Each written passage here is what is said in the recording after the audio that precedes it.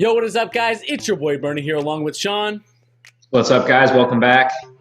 Here on The Charge, giving the latest NFL news and rumors and also basketball opinions. And today, guys, we're going to be talking about another NFC prediction. And of course, this is probably going to be the most interesting division in the world to talk about because there's a lot of factors that could go into who's going to be in first, second, third, and even fourth.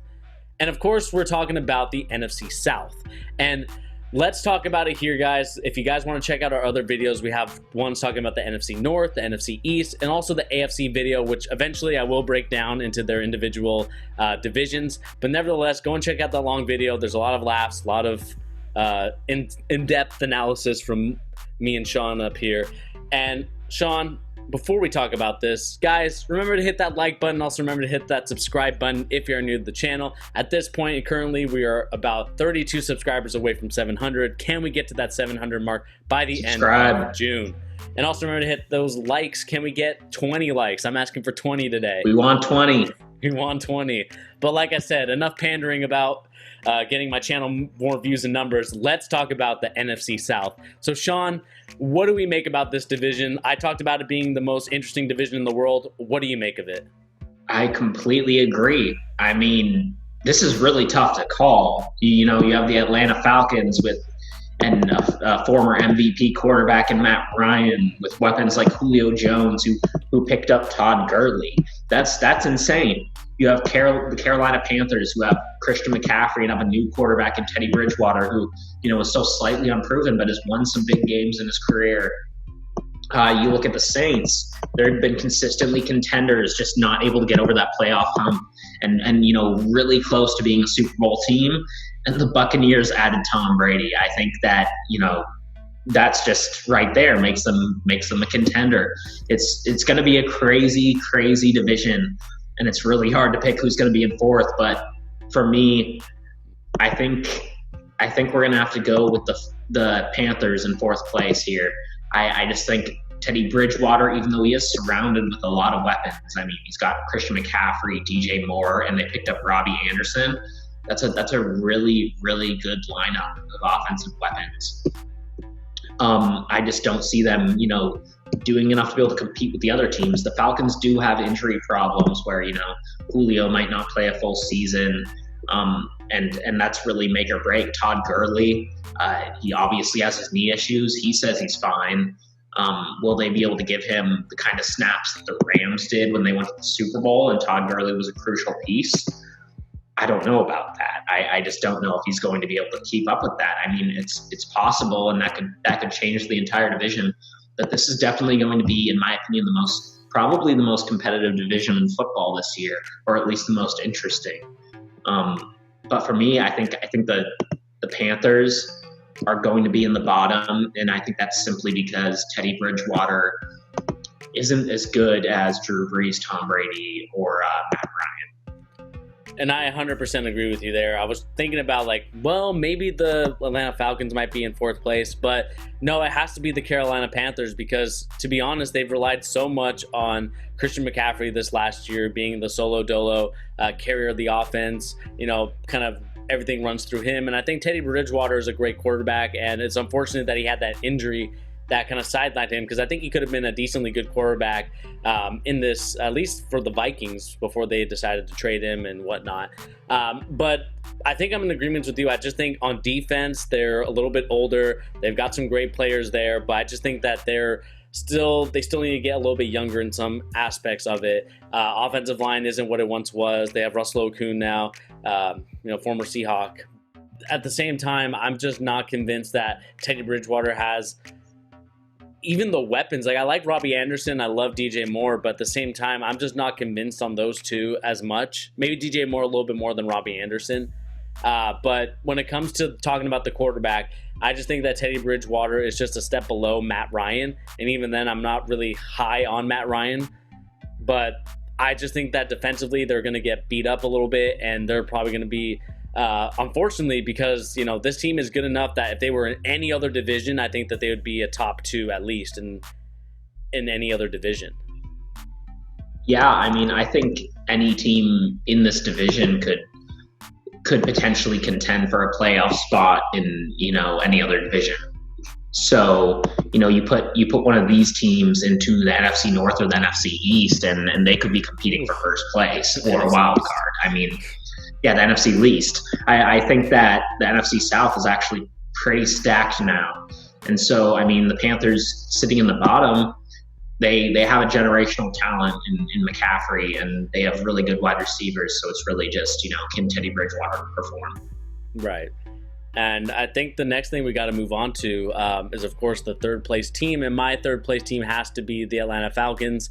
As much as I want to put other teams there, I just think that for some reason, Matt Ryan, although he won an MVP the year that they lost in the Super Bowl, I'm just not convinced that this team is as good as the other two teams above. I mean, it seems like they have all the talent in the world. Looking at them, they have Julio Jones, Calvin Ridley. They now added Todd Gurley. Their offensive line isn't too bad, but at the same time, there's just something about this team. Maybe it might be on the defensive end. I just think that defensively, they're not what Dan Quinn once had in Seattle, and they're more just a little step below that. And I think that's where I kind of get the idea that the Atlanta Falcons, although they have some great talent offensively, I think Matt Ryan doesn't do it in the clutch time. And I think that defensively, they're just, again, another team that's not too good, or it's not too bad, but they're just not good enough to get over the hump of these other teams where defensively, I feel like they're a lot better than this team, especially in the NFC South division.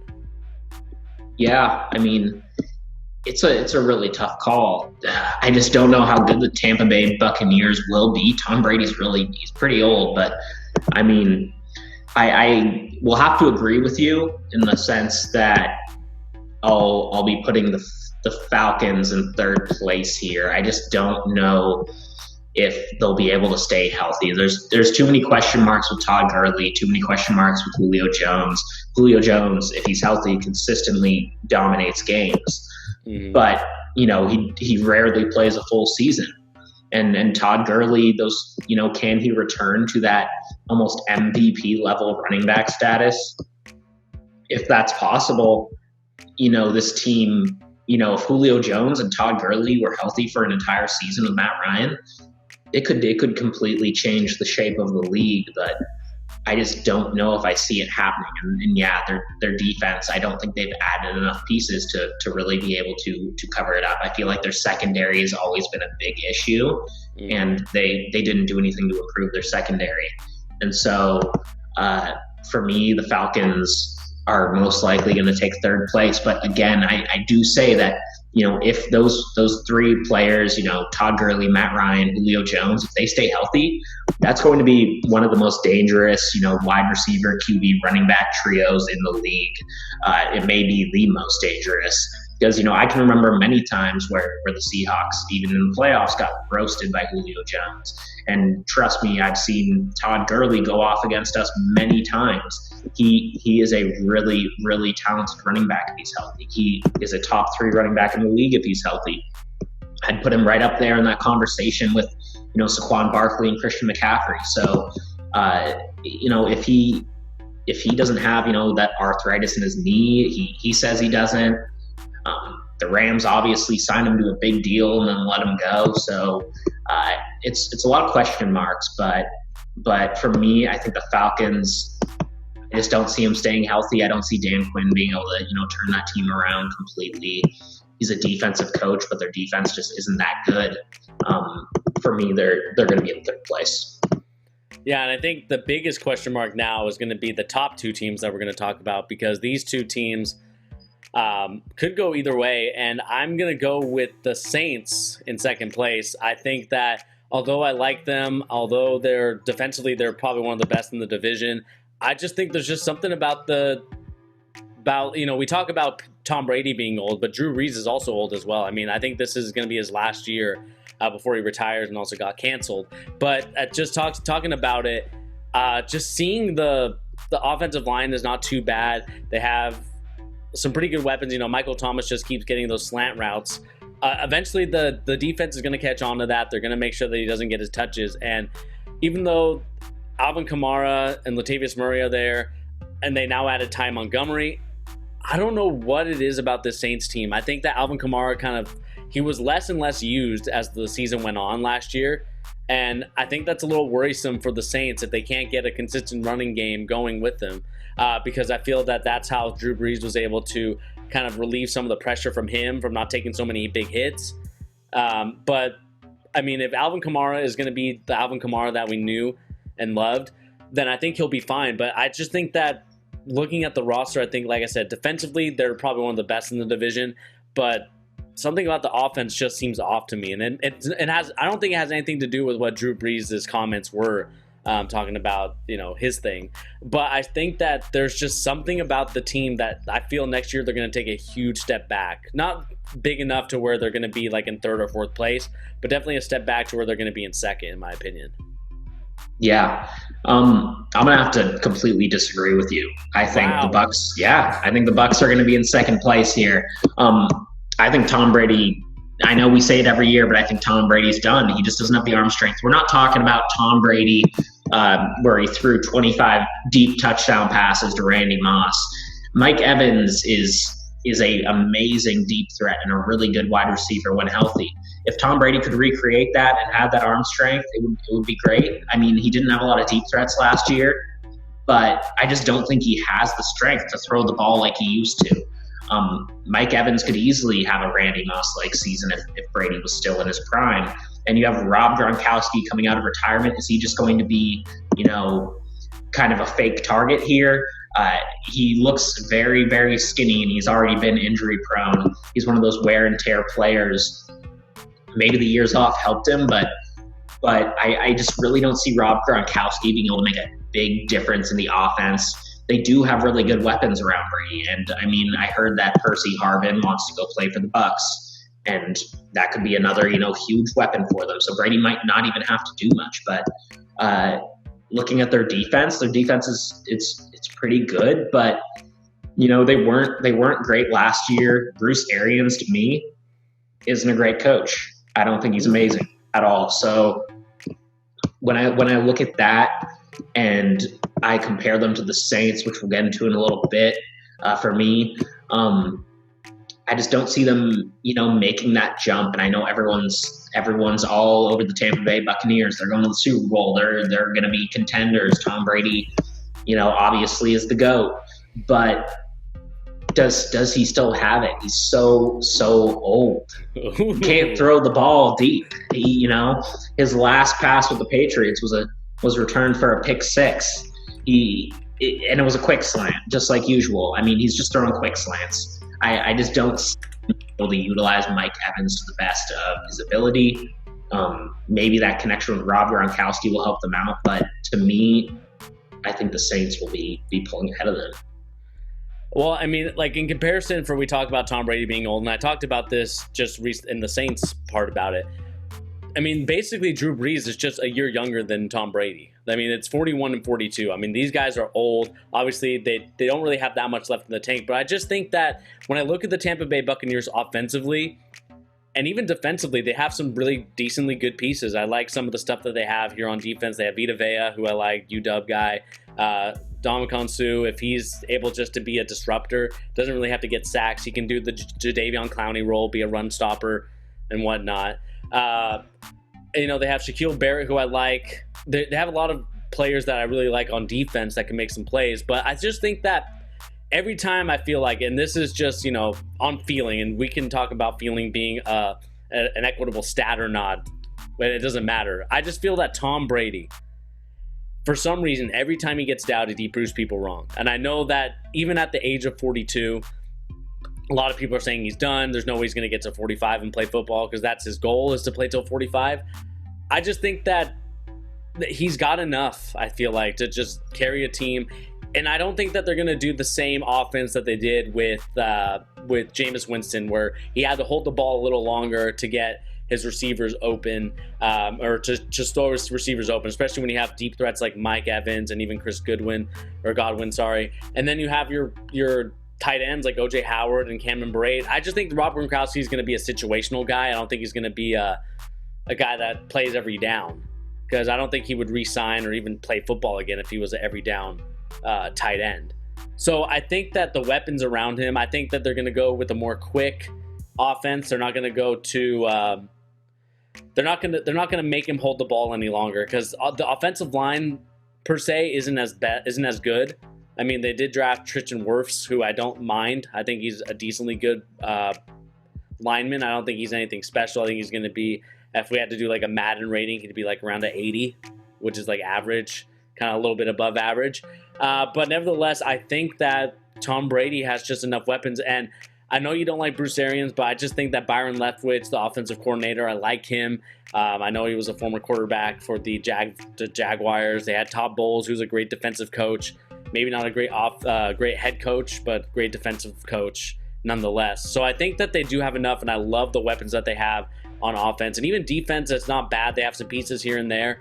But like you said, I mean, it's just going to come down to can Tom Brady get off the line when it comes to throwing the ball? Is he going to take too big of hits? If he takes the big hit, is he going to be done? I mean, there's a lot of factors that go into it. But I just think the Tampa Bay Buccaneers, to me, are going to be number one in this division. It's understandable, but see, the difference for me is that I don't think that that Brady fits into the Buccaneers offense as well as, you know, the offense has been built around Drew Brees. And so when you look at a wide receiver like Mike Evans, that's not like a quick slant receiver. It's not somebody you just throw a quick out to. The Saints, they picked up Emmanuel Sanders. They have Emmanuel Sanders and Michael Thomas. These are two, you know, the quickest receivers off the line. These are guys who you can throw really, really quick screens to. You can throw quick slants to, outs, and they can break off big plays.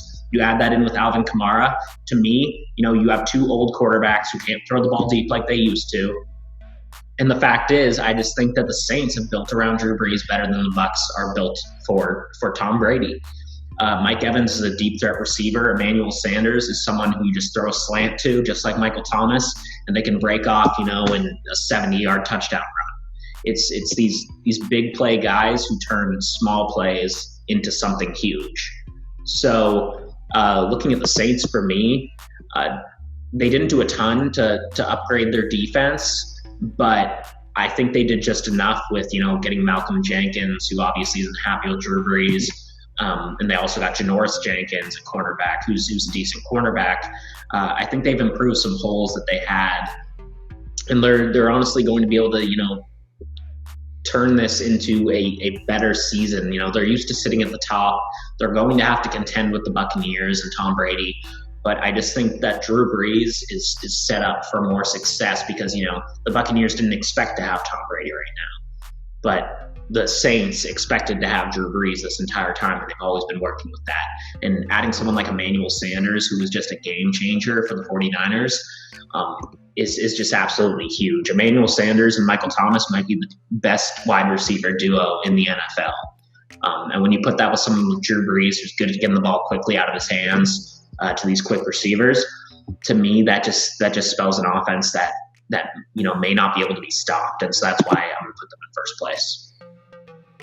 Okay, we'll agree to disagree there, but yeah, I mean, it, like you said, I mean, at the beginning that we talked about this, the most intriguing division in the world, just due to the fact that there's so many variables that can go into this, right? We have the Falcons with their wide receiver running back combo, even the Carolina Panthers, if Teddy Bridgewater performs above and beyond what he's able to, Tom Brady with the Buccaneers and how he's going to fit in with the offense, and like we said with the Saints, what they're dealing with Drew Brees, and also with Alvin Kamara, is he going to be healthy again, and kind of go back to the old form where he was just, you know, running havoc, so that way Drew Brees can easily just throw the slant to Michael Thomas and call it good. I mean, there's just so many factors, and that's why we call this the most interesting division in the world, because these teams are not very far apart from one another. There may be some pieces here and there where they're missing, where they kind of fall back a little bit, but I just think, like you said, the most interesting division in the world. And just to kind of review what I have, of course, had the Carolina Panthers, Atlanta Falcons, New Orleans Saints, and Tampa Bay Buccaneers in reverse order, with the Tampa Bay Buccaneers being number 1, Saints 2, Panthers 3, Falcons 4. Yeah. And so for me, I had the Panthers 4, Falcons 3, Buccaneers 2, and Saints 1. So, I mean, one of us, I think it's going to go one way or the other, but I'm liking my predictions a little more than yours. So. Oh, okay. I see how it is. But anyway, guys, let us know in the comment section down below who is going to be more right. Is it going to be Sean with the Saints, or is it going to be me with the Buccaneers? We'd love to know your guys' comments and opinions in the comment section down below. But anyway, guys, before we get going, Sean, do you have anything last to say talking about the NFC South? It's going to be up in the air, but like and subscribe here for some more content, and we'll be out with some more videos shortly. Anyway, guys, like Sean said, everything above, I repeat. Anyway, guys, like I said, please like and subscribe, and we'll catch you on the next video. Peace. Later.